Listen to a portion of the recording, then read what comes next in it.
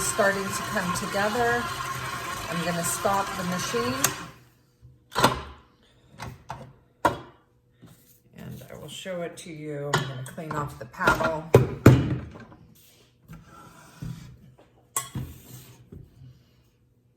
So the dough comes together very quickly. Clean off the paddle, and at this point I'm going to turn the dough out onto my work surface and bring it together by kneading it gently by hand and get it ready to roll out to cut the cookies. Okay, get all of this off of there so I don't lose any of it. Clean off the paddle as best you can. Okay. Use the rubber spatula to gather all the dough together inside the bowl before I turn it out onto my work surface. Okay. So before I turn it out, I'm going to gently dust to ensure that nothing sticks. Before rolling, same thing you always do when you roll the dough. Just like with the short dough and the pie dough. Okay. So, I have my dough.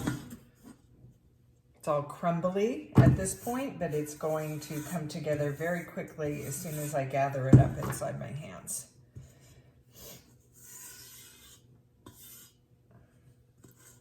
Just don't want to lose any of this, so I get as much out as I can. Get it off the spatula. Okay, now I have all the dough. Just gather it up, press it together, and I'm going to bring it together in a ball with my hands, gather up all the little bits. It doesn't stick to the work surface, but if it does, dust a little more. And what I want to get is a nice smooth ball. As it starts to stick, use your offset. You can gather up those pieces of dough. Keep your extra flour handy nearby to dust. Dust the work surface, dust gently on top, and a reminder when you dust, you do not want to mix in too much extra flour. You're trying to dust just enough to keep the dough from sticking to the work surface and sticking on the top where you're going to use the rolling pin. Now, I flatten it out into a disc, and as I'm doing this, when I see any cracks on the edges or in the center, you can smooth them out with the palm of your hand and pinch them together. You want to keep this dough as smooth as possible through the entire rolling process, so that therefore when you roll your cookies and cut them, hopefully they're formed without any cracks and they'll be nice and smooth.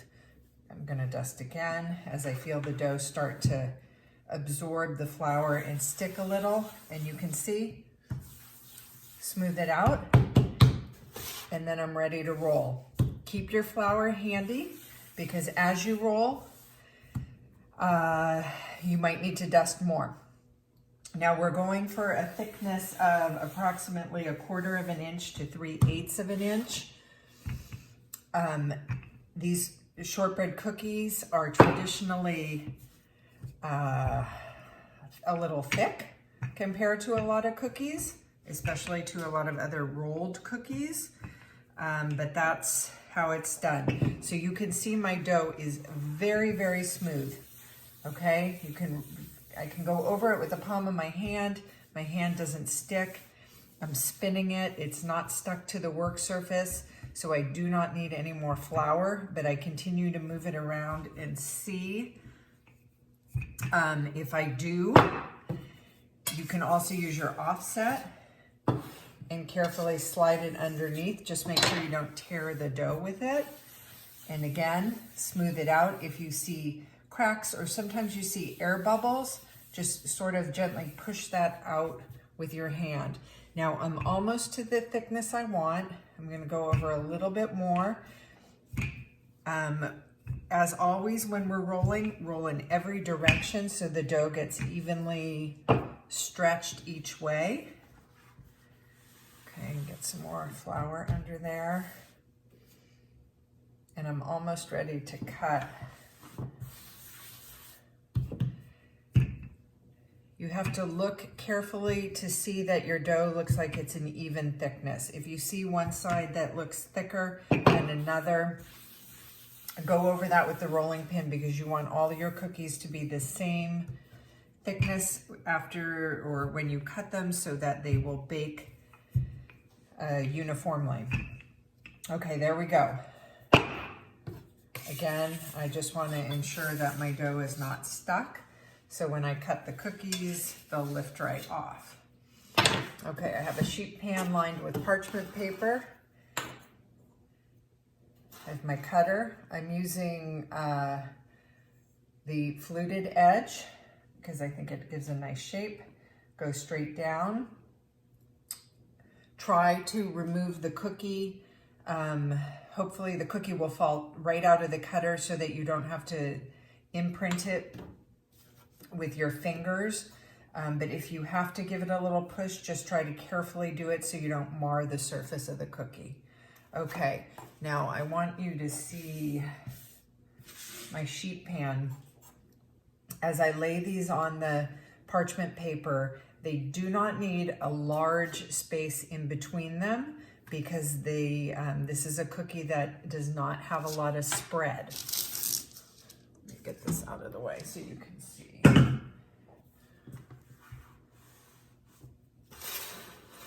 Okay, so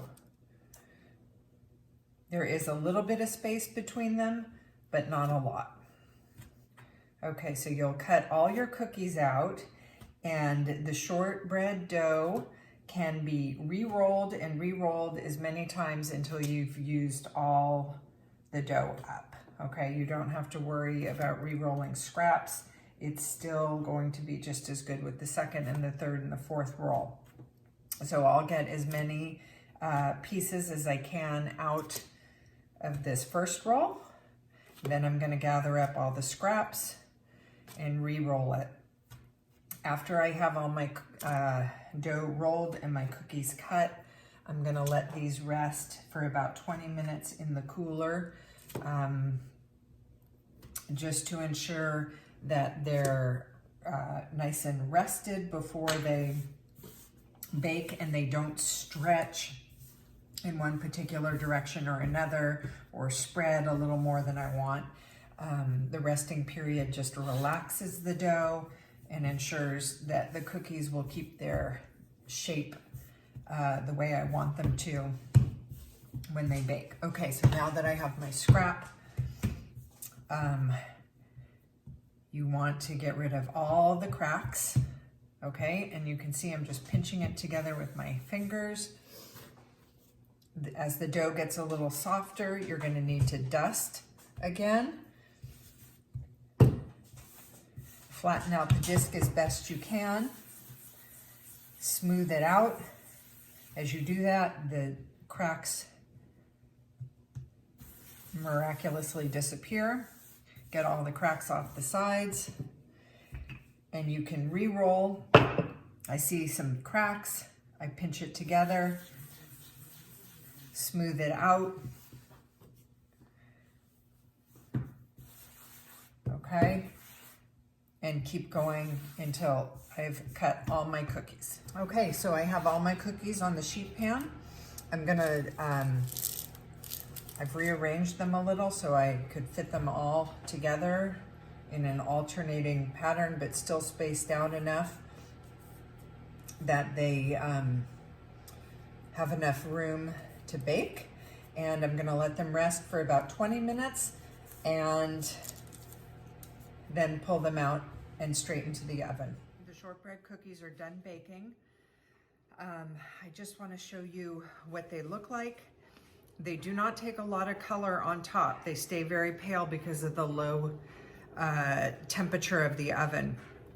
But when you look at the bottom edge, you can see they've started to turn brown. And if you were to lift one up and turn it over, light brown on the bottom. They will be a little soft straight out of the oven, but as they cool, as they are now, it's a very crisp cookie. Okay, so that is how the shortbread should be. And then the last thing I'm gonna do with these is just dust them with powdered sugar. And the shortbread cookies are finished.